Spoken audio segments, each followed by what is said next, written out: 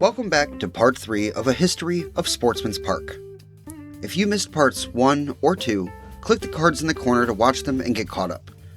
Thank you for being here. Don't forget to like, comment, and subscribe, and let's dive in.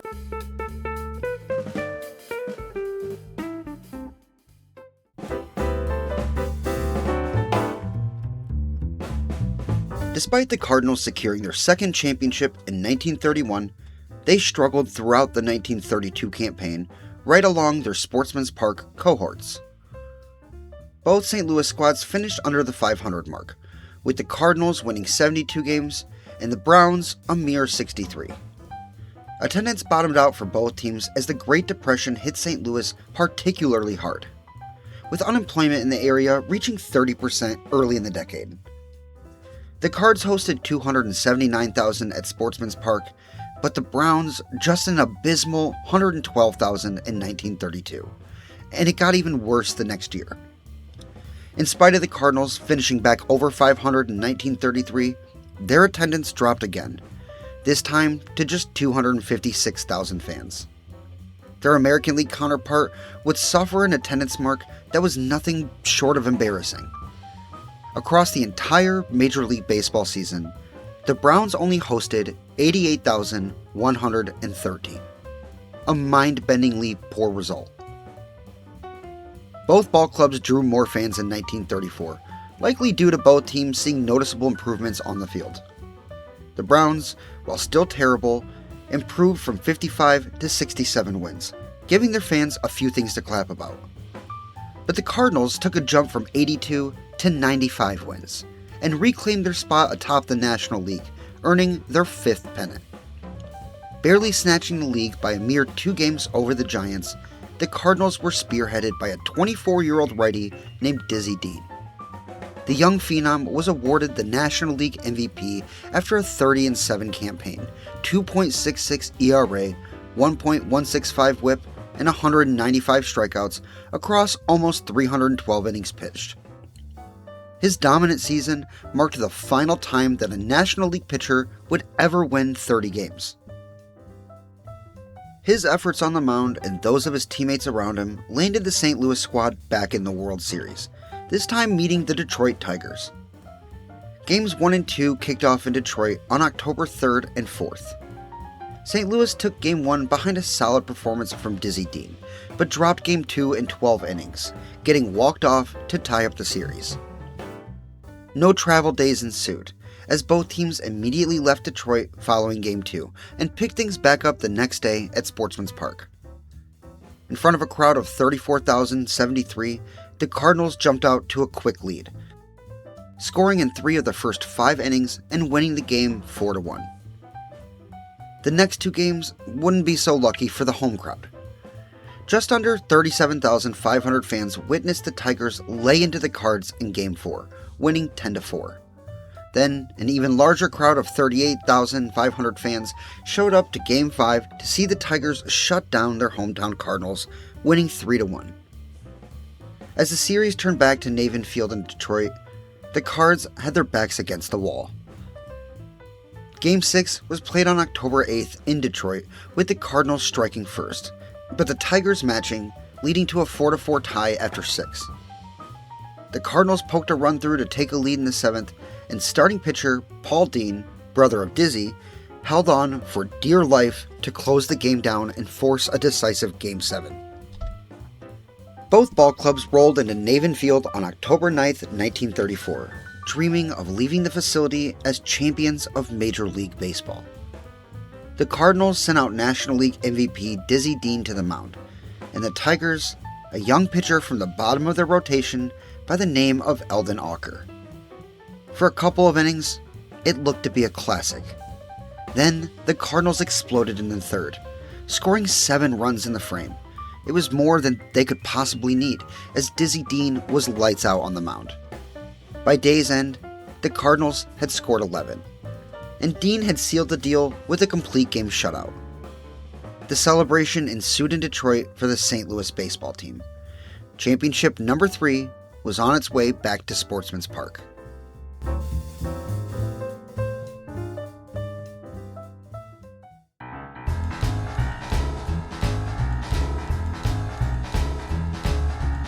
The Cardinals had established what had been a nearly decade-long run as the dominant team in the National League. But after that 1934 championship, they struggled to reach the pinnacle of the senior circuit for several years. Despite improving on their wins from 1934 to 1935, they fell to second place in the league behind a spectacular Chicago Cubs team. Other second place finishes ensued in 1936, 1939, and 1941, before the ball club would claim another pennant. Only one losing season was suffered by the Redbirds during this period, coming in 1938. Their counterpart and landlord Browns could not make the same claim. As a matter of fact, the St. Louis Browns spent the entire decade wallowing in absolute misery. 1935 would be the worst attendance season the ball club would ever see, hosting a rather sad 80,922 fans throughout the year. By the end of the 1930s, the team only had one season throughout the decade in which they drew more than 200,000 spectators to Sportsman's Park. 5 out of the 10 years, the team finished with less than 60 wins, and in 2 of those seasons, it was under 50. By 1940, the Browns had completed what could be argued as the worst decade that any Major League franchise would ever have. Bad baseball and bad attendance weren't the only bad luck the Browns had in the 30s. Team owner, dating all the way back to 1916, and the man responsible for the modernization efforts at Sportsman's Park, Phil Ball, died of sepsis in 1933.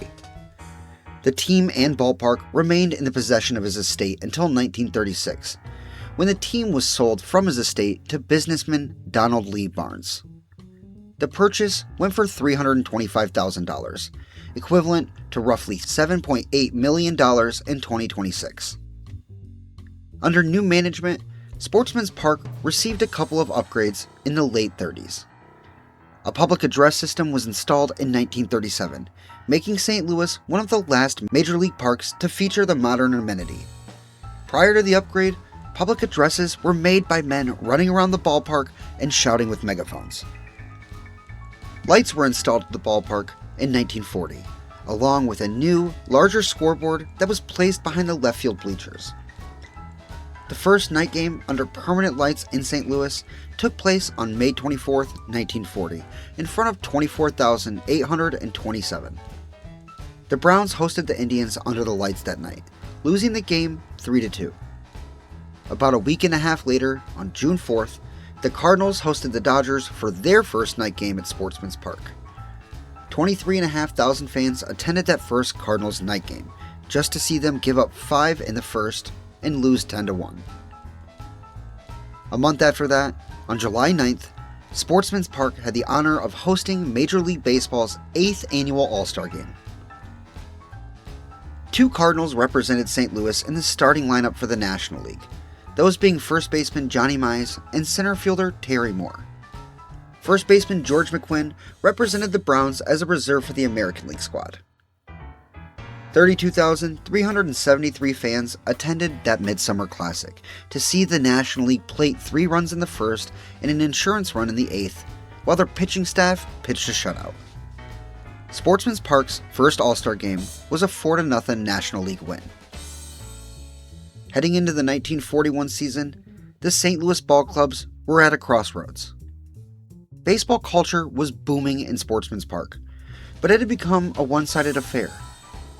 For decades now, the Browns had been wallowing at the bottom of the league in both baseball and attendance. Despite desperate efforts to draw fans to games, they were always fruitless. And despite being the proprietors of Sportsman's Park, Donald Lee Barnes was seriously entertaining the idea of moving the team to another city.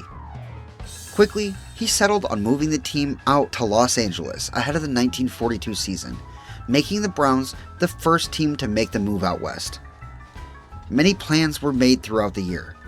Investments in the team from the co-founder of Bank of America were guaranteed. The Los Angeles Angels were going to move to Long Beach to avoid any conflicts of interest, and the Los Angeles-based Wrigley Field was secured as a playing facility. The dream of moving the Browns to a massive market all to themselves was quickly taking shape. Cardinals owner Sam Bredin may have been the biggest proponent of the move. He even offered the Browns $250,000 just to get the hell out of town. At the end of the year, all that remained in the way of making the move official was a vote of approval from the AL owners.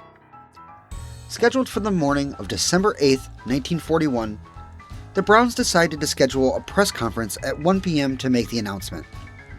Unfortunately for Donald Lee Barnes and his ball club, they would remain in St. Louis.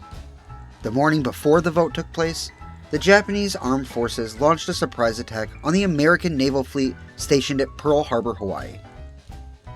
With the nation suddenly thrown into World War II and the surprise attack coming on the West Coast, every American League owner, including Barnes, voted against the move, fearing safety issues out of Los Angeles.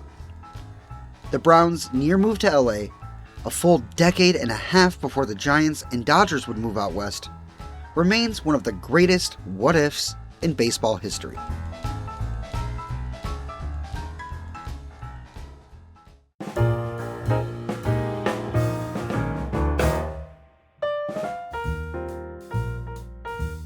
With the nation and the world at large engulfed in war, baseball took a backseat in the minds of everyday Americans.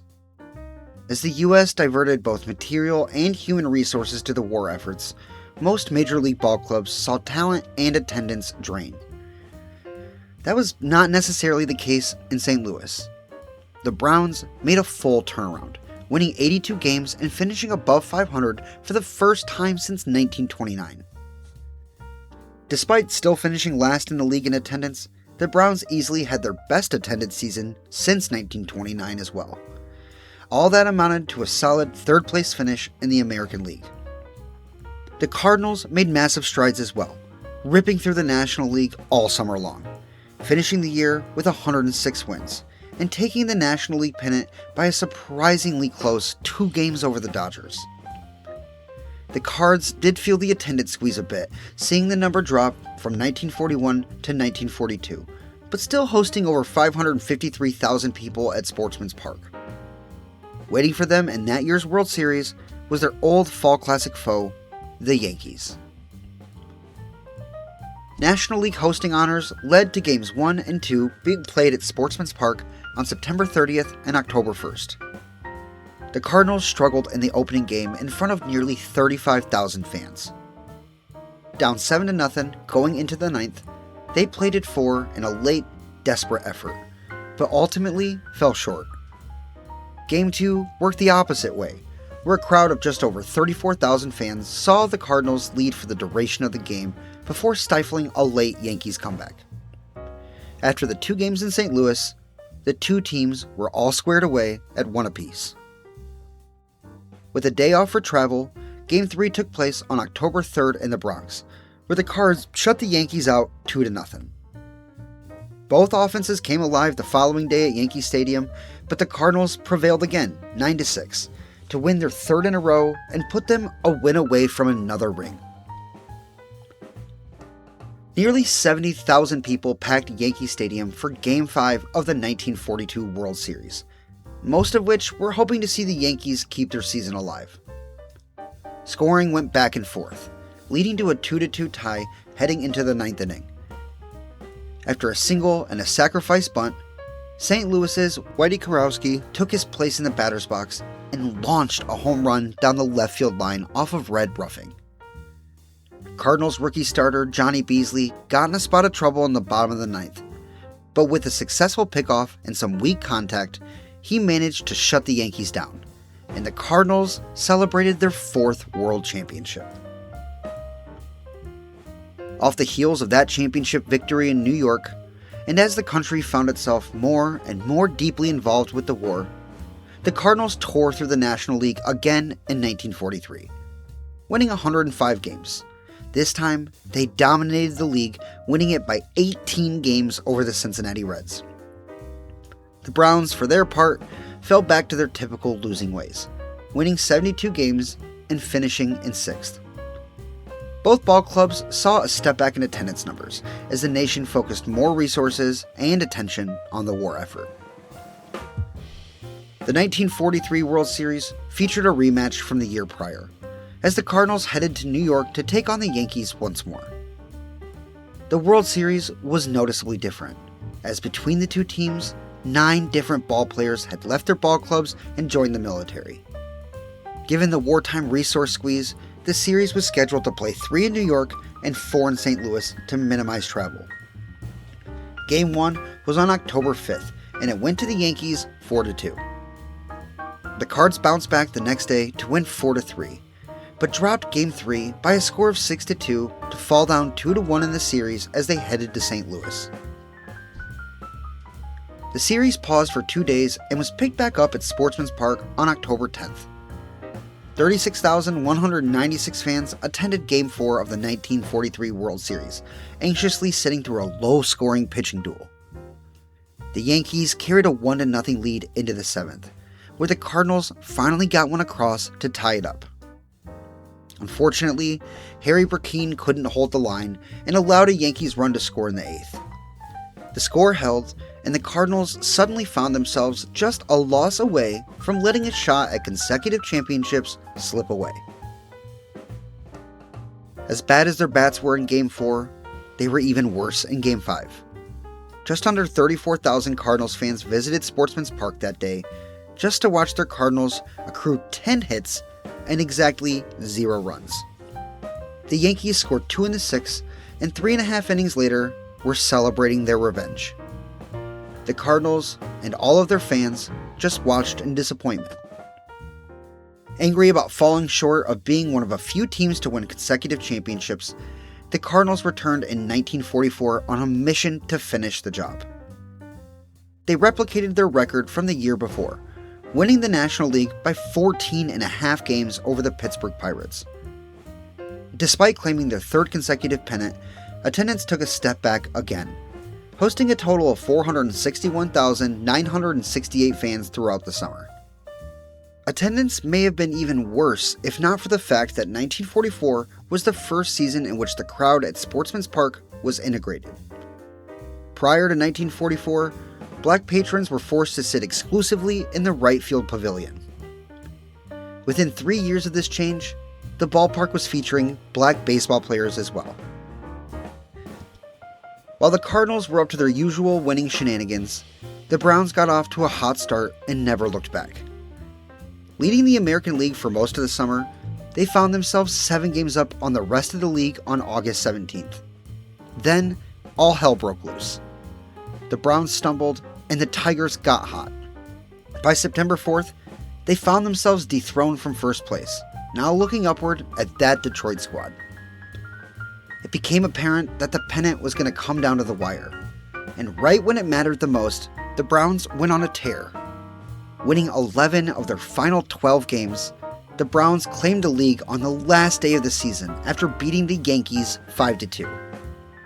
For the first time ever, the Browns won the American League pennant.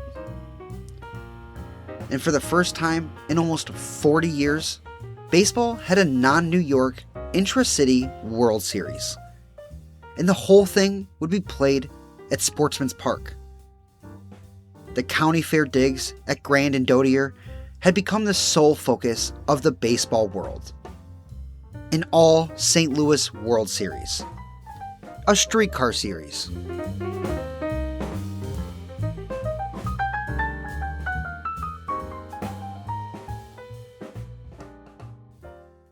Thank you for watching The Bad Baseball Fan. If you enjoyed this deep dive into the origins of Sportsman's Park, consider subscribing and turning on notifications. Don't forget to like and subscribe, and check out the store for merch if you want to rep your favorite YouTube channel. Anyways, thanks for being here, and I'll see you next week for Part 4.